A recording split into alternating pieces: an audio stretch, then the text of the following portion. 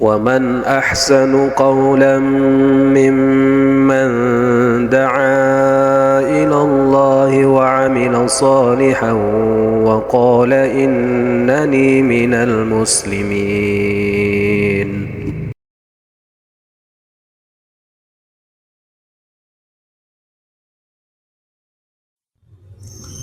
Apa keutamaannya orang melaksanakan salat syuruk dan bolehkah seorang perempuan melaksanakan salat syuruk di rumah? Salat syuruk ini termasuk hadis-hadis yang diperselisihkan oleh para ulama ya. Hadisnya datang dari beberapa sahabat, kalau enggak salah dari Ibnu Umar, dari Anas, yang jadi patokan dari Anas, dari Ibnu Umar, dari Abu Umamah, dari beberapa sahabat. Tetapi semua hadisnya semuanya bermasalah, semuanya dhaif, ada rawi yang bermasalah.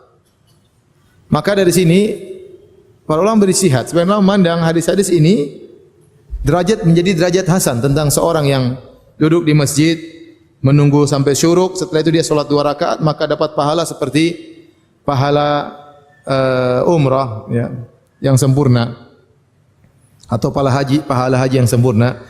Hadisnya datang dalam banyak jalur tetapi semuanya lemah. Semuanya lemah. Nah, sebagian ulama berpendapat meskipun lemah tapi karena banyak, yartaqi ila darajatil hasan. Maka naiklah yang lemah-lemah itu menjadi derajat yang hasan, namanya hasan li ghairihi. Hasan bukan karena zatnya tapi hasan karena digabungkan dengan jalur-jalur yang lain. Dan ini yang dilakukan oleh Syekh Albani rahimahullahu taala dan sebelumnya oleh Ibnu Hajar Al-Asqalani rahimahullahu taala, mereka menghasankan hadis ini. Sebagian ulama mendhaifkan hadis ini ya. Namun apakah terlepas hadis itu? Ya, ada yang mengatakan hadisnya dhaif karena meskipun banyak jalurnya tetapi rata-rata hadisnya dhaif jiddan. Dhaifnya berat. Dan kalau hadis sudah dihukumi dhaif jiddan, tidak mungkin naik kepada derajat hasan. Dia hanya bisa naik kepada derajat hasan kalau dha'fan yasiran, kalau dhaifnya ringan. Sehingga sebagian ulama mendhaifkan hadis ini. Tetapi amalan tersebut, apakah hadisnya hasan atau dhaif? Amalan seorang salat subuh, kemudian duduk di masjid berzikir sampai matahari terbit, itu sunnah Nabi sallallahu alaihi wasallam. Nabi begitu. Nabi sallallahu alaihi wasallam setelah salat subuh, dia tinggal di masjid, dia berzikir sampai terbit matahari ya. Kemudian silakan mau salat duha silakan.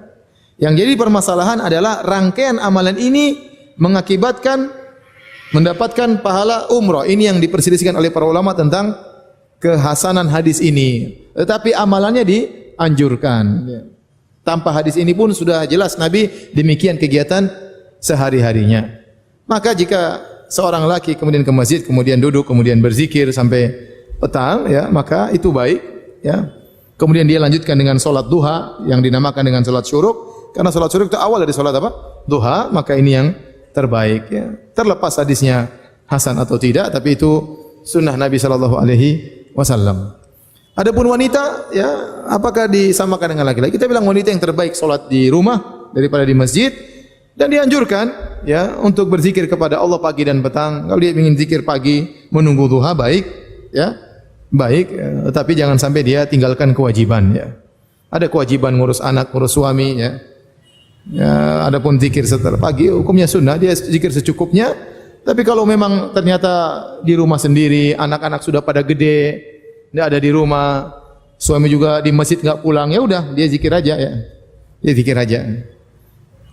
Ada seorang dia kerja jauh, perjalanan jauh, kemudian di pagi hari dia ingin mencumbui istrinya. Istrinya bilang, "Mas, saya lagi zikir pagi petang."